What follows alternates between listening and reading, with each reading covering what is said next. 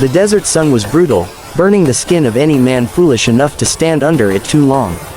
But Jed Carter didn't stop. His hands were blistered, his throat dry as dust, and his back screamed in pain with every shovelful of dirt he tossed aside. He kept digging, slow, methodical, with the kind of focus that comes from desperation. Every strike of the shovel was a heartbeat closer to something either genius or madness. The neighbors had called him crazy for staying on the ranch after word spread that 300 Apache warriors were riding through the valley. Most men had packed up their families and fled east. But Jed wasn't most men. The ranch had been his father's dream, a stretch of dry land and stubborn hope.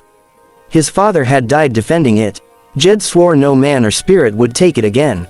By afternoon, sweat had carved rivers through the dust on his face.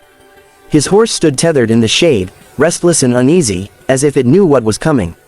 From the ridge line beyond the canyon, Jed could almost feel eyes watching him, Apache scouts, maybe, already laughing at the sight of a lone white man toiling in the sand like a fool. He dug trenches in crooked lines that seemed to make no sense. He cut channels from the dry creek bed, stacking wood and brush along the way. He hauled barrels from the barn, oil and tar that had sat there since his father's time. He worked until the light bled from the sky, until the first coyotes started to sing. Then, with trembling hands, he began to set his trap. By nightfall, the desert was cold, and Jed's muscles felt like they'd been carved from stone. The stars above looked cruel and sharp, but he found comfort in their silence. He knelt beside the trenches, soaked the brush with oil, and whispered a prayer, not for mercy, but for strength. The Apaches came as the moon climbed high. He could hear them before he saw them, the soft thunder of hooves rolling across the plain, the low chants and laughter carried on the wind. They rode like shadows, swift and confident. Jed's pulse quickened, but he stayed still, hidden behind the old barn, watching. 300 horses, maybe more, gliding through the silver light. Their war paint gleamed, and their voices rose in a chorus that could freeze a man's soul.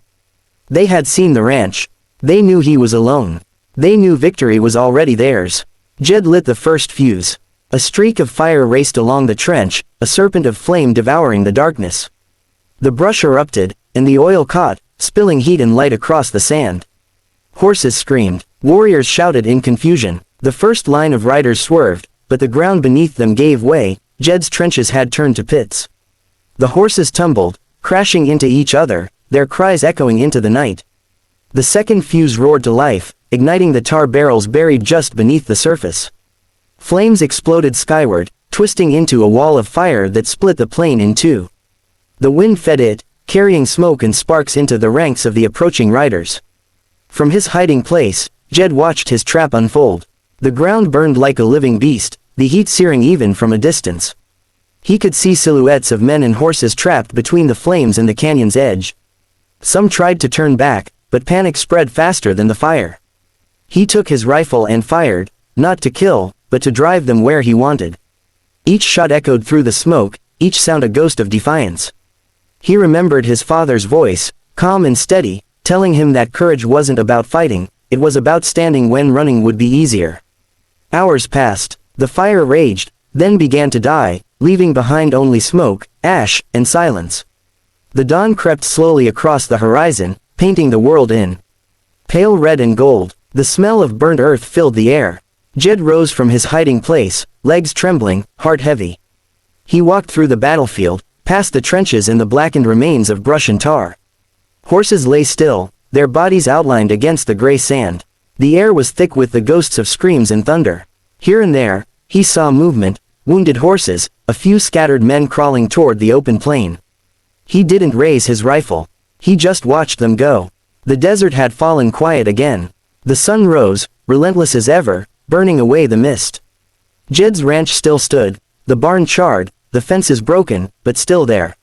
He had nothing left but the land beneath his boots, the sky above, and the weight of what he'd done. He knelt by the last trench, scooped a handful of the dry, blackened soil, and let it run through his fingers. "Pa," he whispered, "I kept it." When the army patrol arrived 2 days later, they found him sitting on the porch, his rifle across his knees, eyes distant. The captain stared at the land around him, 300 horses scattered like shadows, smoke still curling from the earth. "What happened here?" the captain asked. Jed didn't look up. "They came for the ranch," he said quietly. "And the desert took 'em." The soldiers exchanged glances, murmuring among themselves.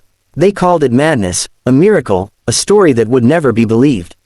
But the locals, the few who returned, told it differently. They said one man, a rancher too stubborn to run, dug all day while others laughed. And by dawn, the laughter had died with the wind. In the years that followed, the desert reclaimed the trenches, covering them with dust and silence. But those who passed through the valley swore that on some nights, when the wind blew just right, you could still hear the faint rumble of hooves, and the whisper of a man who refused to surrender. They said his spirit watched over the land still, guarding it with fire and grit, reminding anyone who dared to take what wasn't theirs that sometimes the wild doesn't bow to numbers. It bows to will. And so, under the endless western sky, where sun and death walk hand in hand, the legend of Jed Carter lived on. The man who dug all day, while they laughed, until dawn came, and 300 horses lay still.